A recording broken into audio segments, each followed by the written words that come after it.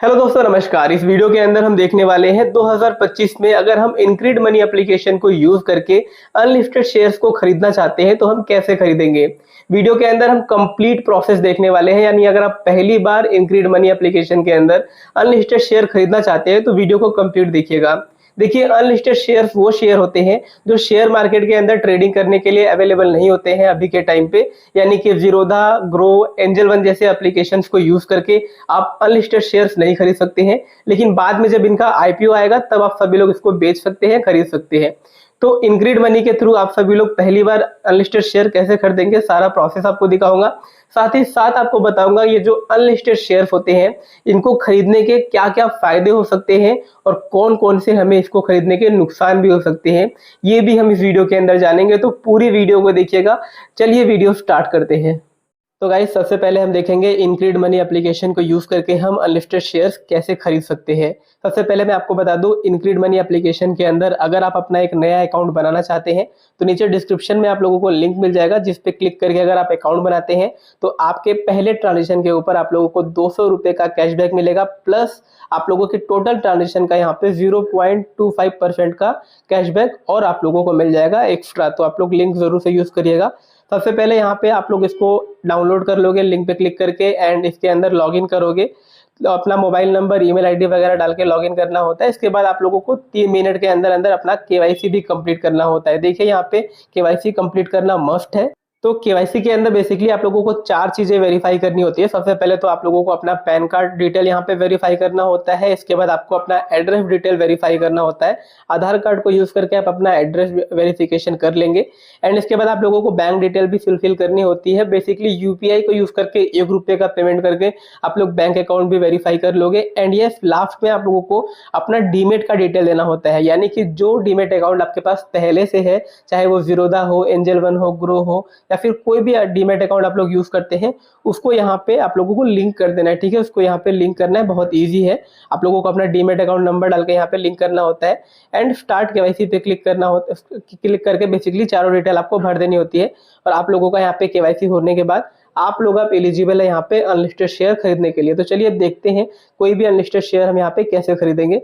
तो home screen पे ही आप लोग यहाँ पे देख पाएंगे, बेसिकली इनक्रीड मनी के अंदर कई चीजें यहाँ पे आप लोगों को दी गई हैं। पहले तो यहाँ पे अनलिस्टेड शेयर तो खरीद ही सकते हैं आप, लेकिन अगर आप एफडी करवाना चाहते हैं तो यहीं पे कर सकते हैं। बॉन्ड्स के अंदर इन्वेस्ट करना है, एमएलडी के अंदर इन्वेस्ट करना है, तो भी आप इनक्रीड मनी को यूज करके यहाँ पे इन्वेस्टमेंट कर सकते हैं। आप लोग होम स्क्रीन पे ही ये चीजें देख पाएंगे। इसके बाद शेयर्स पे आप क्लिक करके देख सकते हैं कि कौन कौन से शेयर्स अभी के टाइम पे अवेलेबल है एज ए अनलिस्टेड शेयर, जिनको आप यहाँ पे इनक्रीड मनी के थ्रू खरीद सकते हैं।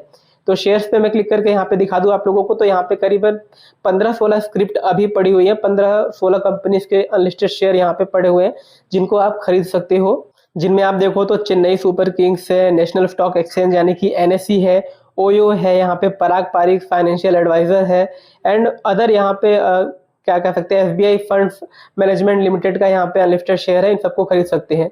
अब एग्जांपल के लिए देखिए, अगर हमें नेशनल स्टॉक एक्सचेंज का यहाँ पे अनलिस्टेड शेयर खरीदना है तो इसके व्यू डिटेल पे हम क्लिक करेंगे। व्यू डिटेल पे क्लिक करने के बाद हम यहाँ पे इसका डिटेल देख पाएंगे। तो ये जो नेशनल स्टॉक एक्सचेंज का अनलिस्टेड शेयर है, अगर आप देखोगे तो पिछले 1 महीने में इसने करीबन 42% का रिटर्न दिया है।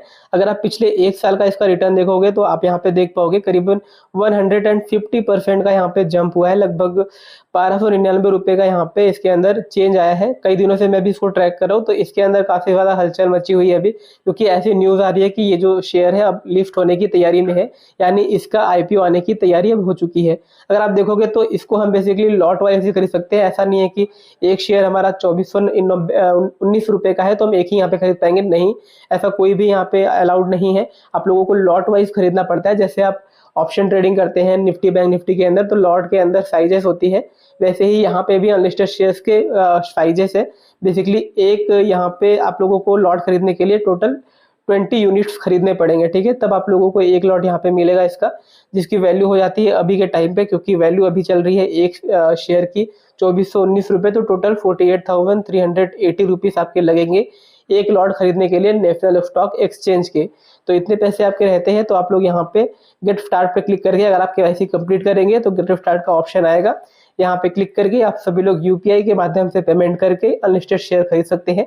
और ये जो शेयर है खरीदने के बाद आपने जो डीमेट अकाउंट लिंक किया है इनक्रीड मनी के साथ उसके अंदर ट्रांसफर कर दिए जाएंगे, ठीक है। यानी आप लोग अपने Zerodha, grow, angel one, Upstox वाले डीमेट अकाउंट के अंदर जो भी अनलिस्टेड शेयर खरीदते हैं वो वहाँ पे देख पाएंगे, ठीक है। तो आप लोग अगर आप लोग अनलिस्टेड शेयर खरीदना चाहते हैं, जो भी यहाँ पे अनलिस्टेड शेयर दिए गए हैं, तो आप लोगों को नीचे डिस्क्रिप्शन में लिंक मिल जाएगा। अब बात करते हैं ये जो अनलिस्टेड शेयर होते हैं इनको खरीदने के हमें फायदे क्या क्या हो सकते हैं और नुकसान क्या क्या हो सकते हैं, चलिए देख लेते हैं। अब अगर हम अनलिस्टेड शेयर्स के फायदे और नुकसान की बात करें तो फायदा ये है दोस्तों कि कई बार हमें अंडर वैल्यूएशन वाले स्टॉक जिनका आईपीओ अभी नहीं आया है उनको भी हम काफ़ी सस्ते भाव में खरीद पाते हैं, और जब आईपीओ में उसके भाव तगड़े लगते हैं तो लोगों को यहाँ पे अच्छा खासा मुनाफा होता है। दूसरी अच्छी बात यह है कि अनलिस्टेड शेयर्स को आप अपने बाकी शेयर्स की तरह ही अपने डीमेट अकाउंट के अंदर देख पाते हैं, ठीक है। तो इनक्रीड मनी के अंदर जैसे मैंने आपको बताया अपना डीमेट अकाउंट आपको लिंकअप करना होता है, जिसके बाद आपके जो अनलिस्टेड शेयर जिस भी कंपनी के आपने खरीदे हैं, चाहे चेन्नई सुपर किंग के खरीदे हो, चाहे एनएससी के खरीदे हो, चाहे एसबीआई फंड मैनेजमेंट लिमिटेड का खरीदा हो, वो शेयर आपको वहाँ पे दिखाई देगा। तो कई बार लोगों को बहुत अच्छा मुनाफा करके भी देता है अनलिस्टेड शेयर, बट इसके नुकसान भी है। अगर हम अदर साइड में देखें, नुकसान ये है कि कई बार जब हम अनलिस्टेड शेयर के अंदर इन्वेस्टमेंट कर देते हैं तो उसका आईपीओ जल्दी नहीं आता, यानी कि हमें बेचने की अपॉर्चुनिटी कम मिलती है।